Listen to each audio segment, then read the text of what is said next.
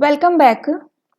आज की हमारी जो कंप्यूटर ग्राफिक्स की क्लास है उसके अंदर हम डिस्कस करेंगे रास्टर एंड वेक्टर ग्राफिक्स। अगर आपको याद होगा जो हमने इंट्रोडक्टरी क्लास की थी तो उसके अंदर मैंने आपको टाइप्स ऑफ कंप्यूटर ग्राफिक्स करवाया था। तो वहाँ पे आपकी 5 टाइप्स हमने देखी थी, raster and vector, interactive and non interactive, then 3D graphics.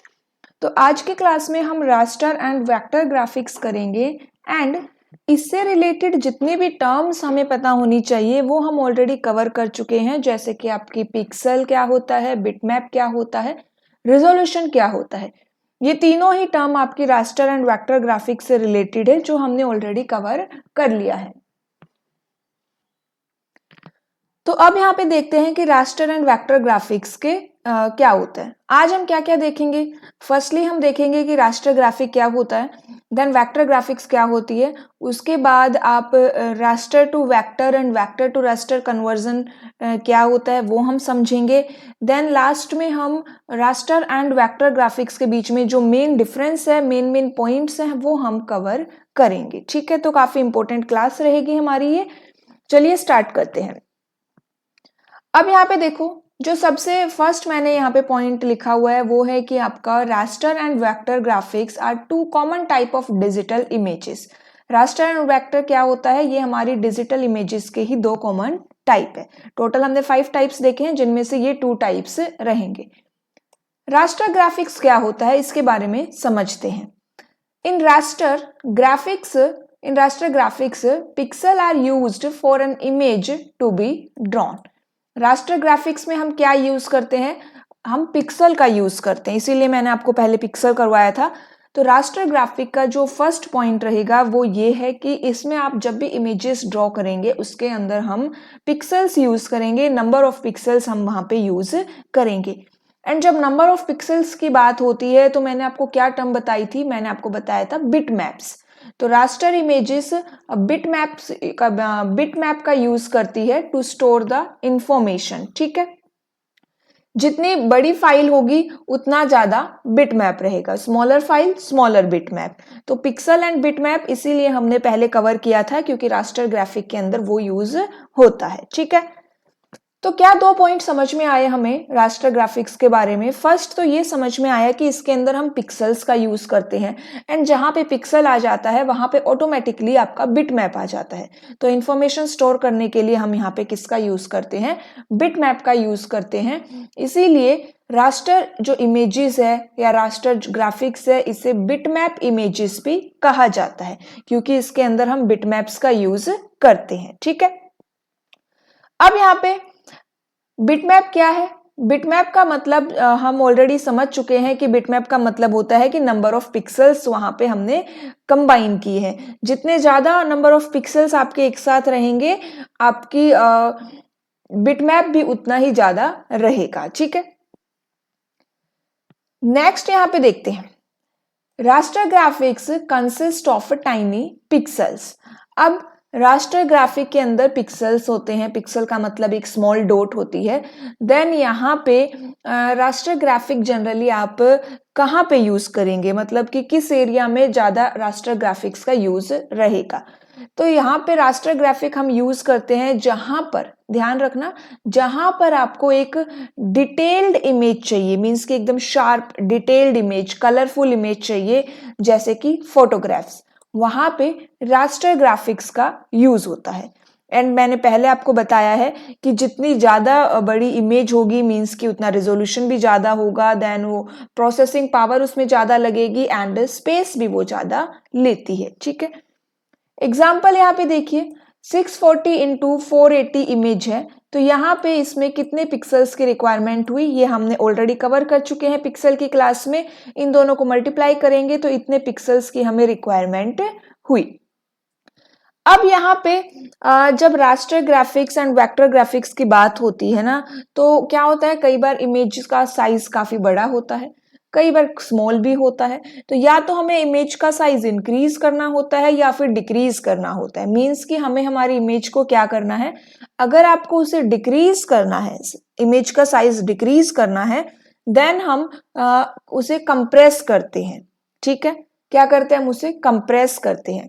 तो जब आप कंप्रेस करेंगे तो आप कंप्रेशन एल्गोरिदम्स का यूज करेंगे, जैसा कि हमें दो पता है, दो एल्गोरिदम्स होती है, लॉसी एंड लॉसलेस। ठीक है, तो यहाँ पे जो रास्टर ग्राफिक्स होती है इनमें आप जनरली क्या करते हो कि साइज बहुत ज्यादा होता है, तो इसलिए हमें उन इमेजेस को कंप्रेस करना होता है। एंड यहाँ पे कुछ कंप्रेस्ड इमेज फॉर्मेट है जो रास्टर ग्राफिक्स में यूज होते हैं। क्या है वो, JPEG एंड GIF। ये कॉमनली आपके इमेज फॉर्मेट है जो हम यहाँ पे यूज करते हैं रास्टर ग्राफिक्स में। एक मैंने कल ही एक आपको एक क्लास मिली होगी, मीन्स कि एक शॉर्ट मैंने वहां पे डाली थी, शॉर्ट्स थी वो, जिसके अंदर हमने lossy and lossless compression algorithms के एग्जाम्पल किए थे। ठीक है, तो यहाँ पे JPEG joint photographic experts image and GIF graphics interchange format full form रहेंगी। JPEG एंड GIF ये दोनों रास्टर ग्राफिक्स है, वेक्टर ग्राफिक्स नहीं है, ये दोनों क्या है, आपकी रास्टर ग्राफिक्स रहेंगी। ठीक है, इतना हमें पता चला रास्टर ग्राफिक्स के बारे में। तो यहाँ पे हमने रास्टर ग्राफिक्स के बारे में क्या क्या समझा कि भाई रास्टर ग्राफिक्स के अंदर हम पिक्सल्स का यूज करते हैं। जब अगर पिक्सल आ गया मींस कि बहुत सारे पिक्सल्स आप यूज कर रहे हो, देन उसे हम बिटमैप कहते हैं। एंड जितनी ज्यादा आपकी लार्जर द इमेज होगी उतना बिटमैप आपका ज्यादा होगा, उतना ही ज्यादा डिस्क स्पेस यहाँ पे यूज होगा। ठीक है, एंड यहाँ पे साइज को रिड्यूस करने के लिए हम उनको कंप्रेस करते हैं। देन जो कंप्रेस्ड फॉर्मेट हम यहाँ पे जनरली यूज करते हैं वो है आपके JPEG एंड GIF। ये हो गया रास्टर ग्राफिक्स का हम यूज करते हैं जहां पे हमें डिटेल्ड एंड कलरफुल इमेज चाहिए, जनरली वहां पे रास्टर ग्राफिक्स का यूज होता है। अब देखो, इमेज को इंक्रीज कर दिया, मतलब सॉरी, इमेज को जब आप डिक्रीज कर रहे हो, इमेज साइज को जब आप डिक्रीज कर रहे हो तो आप उसे कंप्रेशन कहते हो, एंड वो इजीली हो जाता है। ठीक है, इमेज रिड्यूस हो जाती है, इमेज का साइज यहाँ पे रास्टर ग्राफिक्स में रिड्यूस हो जाता है। लेकिन काफी बार क्या होता है कि अगर आपको अपने इमेज का साइज इंक्रीज करना है, मीन्स कि आप उसे क्या कर रहे हो, एनलार्ज कर रहे हो। इमेज का साइज रिड्यूस करना इजी है, लेकिन जब आप यहाँ पे इमेज के साइज को एनलार्ज करते हो, रास्टर ग्राफिक्स की बात हो रही है, तब यहाँ पे आपकी इमेज क्या हो जाती है, ब्लरी हो जाती है। ठीक है, रास्टर ग्राफिक्स में जब आप अपनी इमेज का साइज डिक्रीज करते हो, मींस कि कंप्रेस करते हो, तो वो इजी है। लेकिन जब आप अपने साइज इमेज का साइज इंक्रीज करोगे, उसे एनलार्ज करोगे, तब आपकी इमेज क्या हो जाती है, ब्लरी हो जाती है। ठीक है, तो यहाँ पे जब हमें इमेज का साइज इंक्रीज करना है, एनलार्ज करना है, तो इसलिए हम वहां पर वेक्टर ग्राफिक्स का यूज करते हैं। समझ में आया ना कि raster graphics and vector graphics. अब वेक्टर ग्राफिक्स देखते हैं क्या होती है। तो वेक्टर ग्राफिक्स के अंदर आप क्या यूज करते हो, कुछ मैथमेटिकल पाथ्स का यूज करते हो। यहाँ पे हम नंबर ऑफ पिक्सल्स यूज नहीं करते हैं, क्या यूज करते हैं हम, मैथमेटिकल पाथ्स यहाँ पे यूज करते हैं। वेक्टर ग्राफिक्स आप कहाँ पे यूज करोगे, जहां पर आपको लगे कि आपको अपनी इमेज का साइज एनलार्ज करना है, जैसे कि आप कोई लोगो बनाते हो, तो वहां पर हम वेक्टर ग्राफिक्स का यूज करेंगे। क्योंकि अगर आप वहां पे लोगो में रास्टर ग्राफिक का यूज करोगे एंड देन साइज को इनलार्ज करोगे, तो पिक्सल क्या हो जाएंगे, आपके फट जाएंगे एंड दूर दूर हो जाएंगे और आपकी इमेज ब्लरी हो जाएगी। तो यहाँ पे वेक्टर ग्राफिक्स में हम मैथमेटिकल पाथ्स का यूज करते हैं, या फिर आप कह सकते हो कि कुछ सीक्वेंशियल कमांड्स होती है, मैथमेटिकल स्टेटमेंट्स होती है, मैथमेटिकल प्रोग्राम्स होते हैं जो हम यहाँ पे यूज करते हैं। एंड ये जो मैथमेटिकल स्टेटमेंट्स होती है विच प्लेसेस लाइन और शेप इन अ 2D और 3D इन्वायरमेंट, ठीक है, is referred to as vector graphics. अब वेक्टर ग्राफिक कहां पर बेस्ट है, जैसा हमने देखा लोगो बनाएंगे तब वहां पे बेस्ट है। तो बेसिकली जब आपको कोई प्रिंट करवाना है, लोगो को आप बाद में क्या करते हैं, लोगोस को जो भी है प्रिंट करवाते हैं ना, बैनर्स को आप प्रिंट करते हैं, तो जब आप प्रिंटिंग के लिए वेक्टर ग्राफिक्स बेस्ट होती है, ठीक है। एंड वहां पे हम मैथमेटिकल कर्व्स का यूज करते हैं। अब एक्सटेंशन की बात कर लेते हैं। जैसे कि रास्टर के अंदर जेपीजी एंड आपका जीआईएफ आया, उसी तरह से वेक्टर ग्राफिक्स में जो एक्सटेंशन हो जाएंगी वो क्या है आपकी एसवीजी, ईपीएस, पीडीएफ, एआई, डीएक्सएफ। ये हमारी वेक्टर ग्राफिक्स के अंदर हम इन फॉर्मेट्स का यूज करते हैं। तो अभी आपको दोनों में डिफरेंस समझ में आ गया होगा, काफी सिंपल सा मैंने आपको डिफरेंस समझाया है। अब कन्वर्जन देखते हैं। अगर आपको वेक्टर से रास्टर में कन्वर्ट करना है, वेक्टर मीन्स की प्रिंटिंग वाला एंड रास्टर मीन्स की जनरली जो आप फोटोग्राफ्स कर रहे हो वो, ठीक है। दोनों में एक डिफरेंस पता चला। Printer and display devices are the raster devices. तो अब यहां पे जब भी आपको वेक्टर इमेज को क्या करना है, वेक्टर इमेज को आपको रास्टर के अंदर कन्वर्ट करना है, तो before they can be used, that is displayed और printed, the required resolution plays a vital role in determining the size of the raster file generated. It is important to note that the size of vector image to be converted always remains the same. ध्यान रखना कि जो vector image का size होता है जब आप उसे कन्वर्ट करते हैं वो सेम रहता है, ठीक है। So it is convenient to convert a vector file to a range of bitmap or raster file formats, but going down the opposite path is harder. अब यहाँ पे क्या समझ में आया कि भी वेक्टर टू रास्टर की जब बात होती है तो वेक्टर टू रास्टर इजी रहता है कन्वर्ट करना, क्योंकि जब वेक्टर इमेज होती है ना उनका साइज सेम रहेगा, तो यहाँ पे कोई भी आपकी इमेज ब्लरी नहीं होगी। लेकिन जब आप रास्टर से वेक्टर करेंगे तब वो थोड़ा सा डिफिकल्ट होता है। अब यहां पे देखिए इमेज ट्रेसिंग जो होती है, image tracing can be referred to as vectorisation, and यहां पे इमेज ट्रेसिंग में हम रास्टर को वेक्टर में कन्वर्ट करते हैं, ठीक है। अब यहाँ पे आप समझ सकते हो कि कोई रास्टर इमेज है, मीन्स कि कोई भी आपके पास इमेज है, आप उसको अपडेट करना चाहते हो, या फिर कोई अपना काम कोई भी आपने डन किया हो वहां पे उसे आप रिकवर करना चाहते हो, तो वो क्या हो जाता है, रास्टर टू वेक्टर हो जाता है, ठीक है। Vectorisation can be used to retrieve information that we have lost. तो रास्टर टू वेक्टर या आप इसे वेक्टराइजेशन भी कह सकते हैं। ये आप कब यूज करते हैं, जब आपकी कोई इंफॉर्मेशन लॉस्ट हो गई है एंड आप उसे रिट्राइव करना चाहते हैं। पेंट जो है आपका वो कौन सी फाइल प्रोड्यूस करता है, बिटमैप फाइल प्रोड्यूस करता है, .bmp इसकी एक्सटेंशन रहती है। Then it is easy to notice jagged lines in paint, and in this kind of conversion the image size reduce drastically. An exact conversion is not possible in this scenario due to various approximations and editing that are done in the process of conversion. The converted image are not of good quality. तो ये conversion जो हमने देखा, इनसे हमें क्या पता चला कि वेक्टर टू रास्टर काफी इजी रहता है क्योंकि साइज सेम रहता है।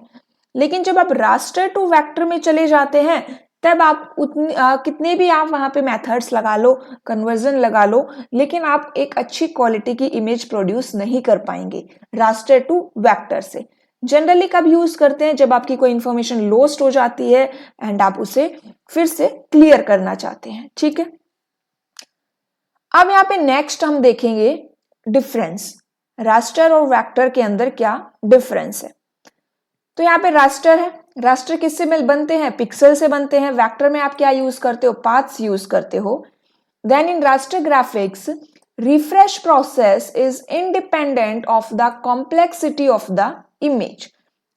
जो रिफ्रेश प्रोसेस है वो आपकी इमेज कॉम्प्लेक्सिटी पे डिपेंड नहीं करती। Vector display flicker when the number of primitives in the image becomes too large. लेकिन जो वेक्टर ग्राफिक्स है उसमें डिपेंड करती है और आपकी ये फ्लिकर करेगी। रास्टर ग्राफिक्स में स्कैन कन्वर्जन की रिक्वायरमेंट होती है एंड वेक्टर ग्राफिक्स में नहीं होती। In raster graphics We can draw mathematical curves, polygons, boundaries of curved primitives only by pixel approximation. ठीक है, एंड वेक्टर ग्राफिक्स क्या ड्रॉ करती है? Continuous and smooth lines. जो रास्टर ग्राफिक्स की कॉस्ट है वो कम होती है एंड वेक्टर ग्राफिक आपके कॉस्टली होते हैं। Raster graphics occupy more space which depends on the image quality and they occupy less space.